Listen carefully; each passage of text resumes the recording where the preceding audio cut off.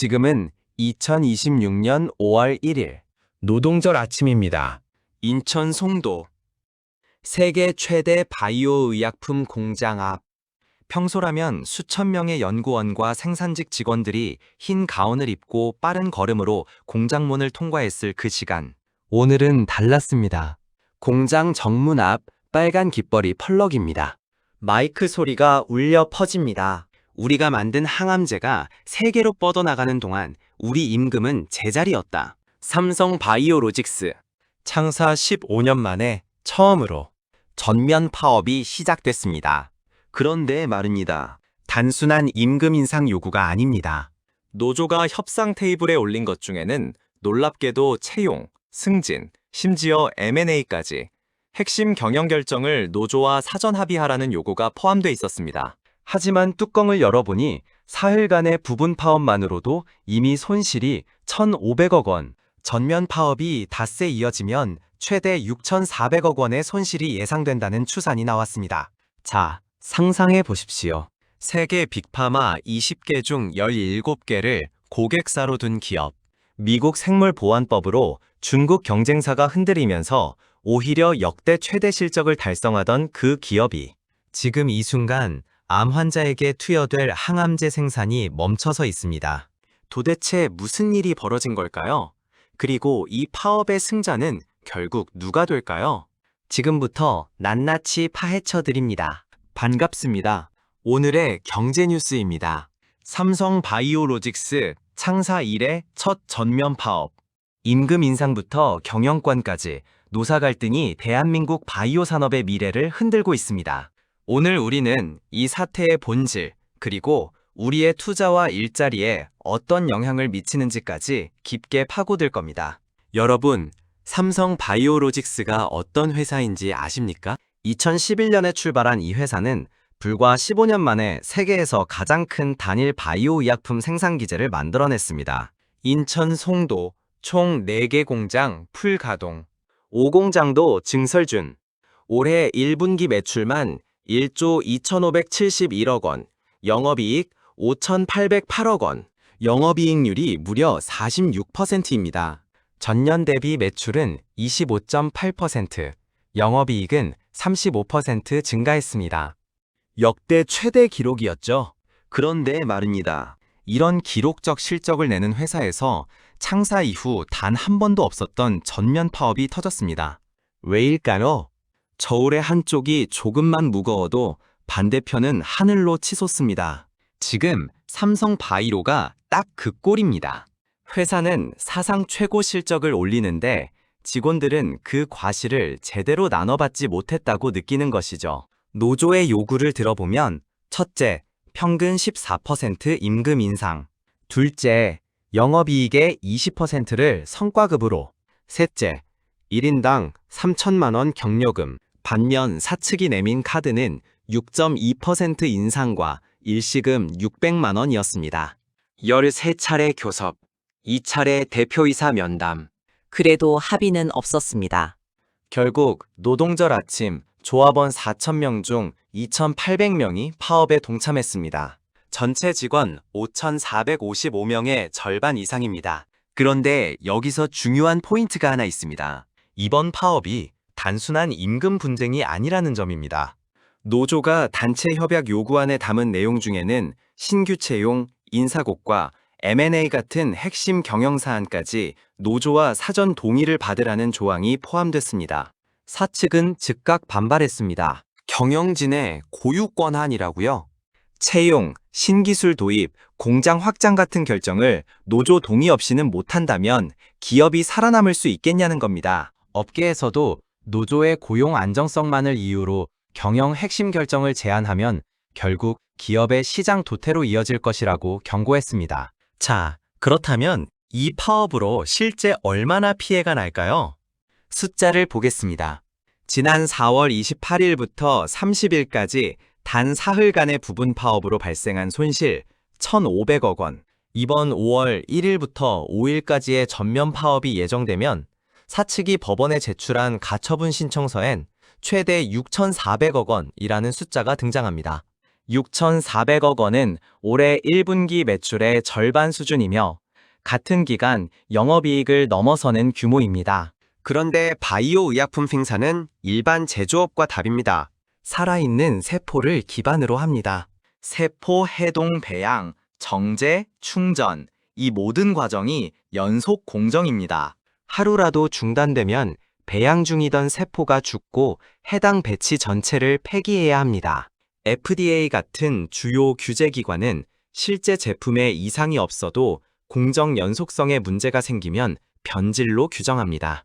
즉, 파업하는 순간 진행 중이던 의약품이 모두 순차적으로 영향을 받는 구조입니다. 이번 파업으로 암 치료제, HIV 치료제를 포함한 23개 제품의 배치 생산이 중단됐습니다. 이 약을 기다리는 환자들이 있습니다.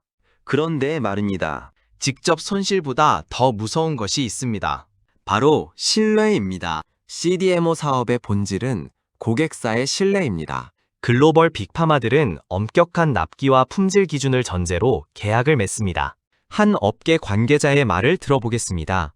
내부에서 공장이 돌아가게 해 약이 만들어졌더라도 고객사에서 파업을 언급하며 약에 대한 신뢰 문제를 충분히 제기할 수 있다고요. 지금 이 시간 전 세계 글로벌 제약사 구매 담당자들이 삼성 바이오로직스 뉴스를 예의주시하고 있을 겁니다. 다음 위탁 계약을 어디에 줄 것인지 고민하면서요. 자, 이제 소름 돋는 반전이 등장합니다. 파업 하루 전날인 4월 30일, 노동부 중부지방고용노동청이 마지막 중재를 위해 간담회를 열었습니다. 그런데 파업을 이끄는 노조위원장이 그 자리에 없었습니다.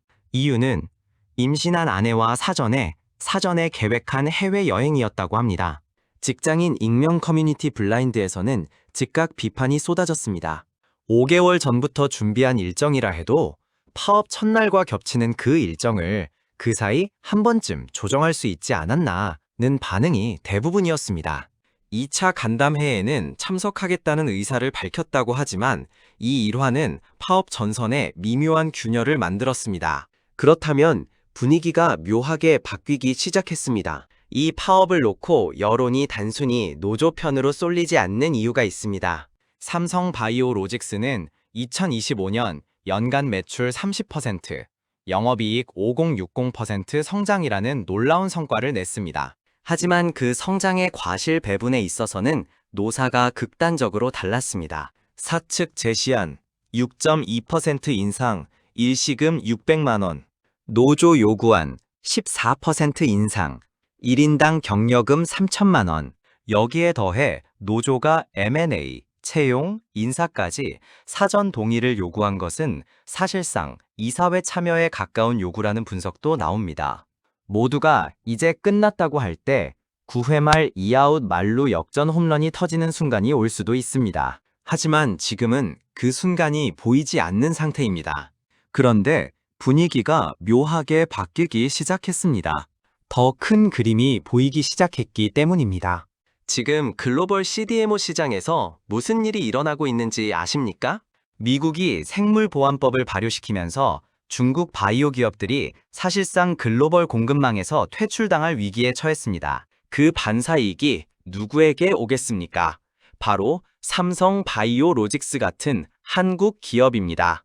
글로벌 빅파마 10곳 중 7곳이 향후 12년 내로 중국 CDMO 기업과의 계약을 종료하거나 연장하지 않기로 했다는 보도도 나옵니다.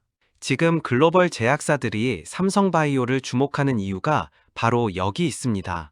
중국 우시 바이오로직스 다음으로 세계에서 두 번째로 큰 생산 캐파를 가진 곳이 삼성 바이오로직스이거든요. 공룡이 사라지자 포유류의 시대가 열렸습니다. 지금이 딱 그 분기점입니다. 그런데 바로 이 결정적 순간에 파업이 터진 겁니다. 실제 숫자를 보겠습니다. 작년 중국 제약바이오 기업의 기술 수출 금액은 1,357억 달러, 한국은 고작 150억 달러입니다. 중국이 한국을 9배 이상 앞섭니다. 하지만 바로 그 중국이 생물보안법이라는 벽에 막혀 글로벌 시장에서 발이 묶였습니다. 이것이 한국에게 엄청난 기회입니다. 삼성 바이오로직스는 이미 미국 메릴랜드주 록빌에 GSK의 공장을 인수해 6만 리터 규모 현지 생산 거점도 확보했습니다. 5공장 증설도 진행 중입니다. 올해 매출 5조 원 돌파를 향해 달리고 있었습니다. 달리는 기차 위에서 엔진을 갈아 끼우는 것과 같은 미친 짓이라는 말이 업계에서 나오는 이유가 여기 있습니다. 바로 이 가장 중요한 순간에 파업이라는 충격파가 날아든 것입니다. 바로 여기서 소름 돋는 반전이 등장합니다. 삼성 바이오로직스가 파업으로 손이 묶여 있는 동안 경쟁사들이 조용히 미소 짓고 있을 가능성이 큽니다. 글로벌 CDMO 시장 구도를 보면 1위 스위스 론자, 시장 점유율 19, 21%, 2위 중국 우시바이오로직스 7, 10%, 3위 삼성바이오로직스 7, 9%, 그 뒤로 일본 후지필름과 미국 서모피셔가 있습니다. 글로벌 제약사는 단순히 가격이 싼 곳에 위탁하지 않습니다. 공급망이 안정적인 곳에 줍니다. 그런데 삼성바이오에서 파업이 났다? 이건 고객사 입장에서 굉장히 불안한 신호입니다. 이 회사에 우리 약을 맡겨도 되나 하는 의문이 생기는 거죠. 특히 론자와 후지필름은 파업 기간 삼성바이오에서 이탈할 수 있는 물량을 수주하기 위해 분주하게 움직이고 있을 것이라는 분석이 나옵니다. 자전거 바퀴에 작은 못 하나가 박혔을 뿐인데 100km 가다 고꾸라집니다. 지금 삼성바이오에 박힌 못이 그냥 못이 아닐 수 있습니다. 물론 반론도 있습니다. 노조 입장에서는 이렇게 주장합니다. 우리가 요구하는 금액을 전부 수용해도 이미 발생한 손실액보다 적다. 정상적인 경영진이라면 추가 제안을 통해 협상에 나서야 한다고요. 또한 경영진의 비정상적 의사결정이 반복 누적됐기 때문에 조합원들의 불신이 쌓인 것이라고도 했습니다. 한 가지는 분명합니다.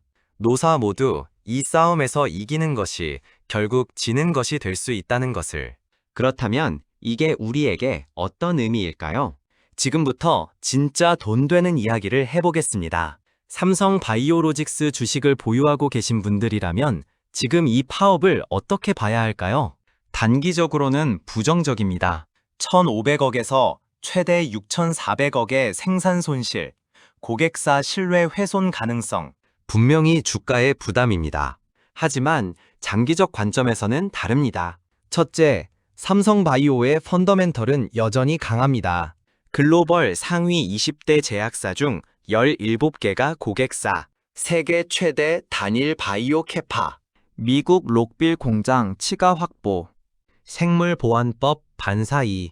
둘째, 파업은 영원하지 않습니다. 노사 양측 모두 이 상황을 오래 끌 수 없다는 것을 알고 있습니다. 지도를 가진 사람과 눈을 가린 사람이 같은 출발선에서 뛰는 경주입니다. 파업 원인과 구조를 파악한 투자자와 그냥 파업 났다는 뉴스에 흔들리는 투자자는 다른 결말을 맞이합니다. 자, 이제 여러분의 지갑과 직결되는 핵심입니다. 만약 여러분이 바이오 제약 헬스케어 업계에 종사하고 계신다면 이번 삼성바이오 파업은 남의 이야기가 아닙니다. 삼성바이오로직스의 노사 갈등이 어떤 결과를 맺느냐에 따라 국내 바이오 산업 전체의 임금 협상 분위기가 달라질 수 있습니다. 한 가지 더. 파업 이후 결과가 어떻게 되든 삼성바이오로직스는 이 경험을 바탕으로 인사체계, 성과급 구조, 노사 소통 방식을 개편할 가능성이 높습니다. 그것은 업계 전체에 파급력을 가집니다. 또한 CDMO 고객사 다변화와 공급망 안정화를 위한 글로벌 투자가 이 사태 이후 가속화될 것이라는 시각도 있습니다. 눈덩이는 처음엔 손바닥만 하지만 언덕을 다 내려올 때쯤엔 집채만해집니다. 지금 이 사태가 어떤 눈덩이를 굴리기 시작하는지 제대로 보셔야 합니다. 오늘 정리해드리겠습니다. 이 사태의 세 가지 분기점을 보시면 됩니다. 첫 번째 분기점, 노사 합의 속도입니다. 빠를수록 고객사 신뢰 손상이 최소화되고 주가 회복도 빠릅니다. 느릴수록 경쟁사로 물량 이전 가능성이 높아집니다. 두 번째 분기점, 경영권 참여 요구의 결말입니다. 노조가 이 요구를 철회하거나 대폭 완화하느냐 아니면 사측이 일부 수용하느냐에 따라 향후 삼성바이오의 기업 지배 구조가 달라집니다. 세 번째 분기점, 글로벌 고객사의 반응입니다. 파업이 마무리된 이후 주요 계약 갱신과 신규 수주 결과가 이 파업의 진짜 후폭풍을 결정합니다. 비가 오기 전에 지붕을 고쳐야지.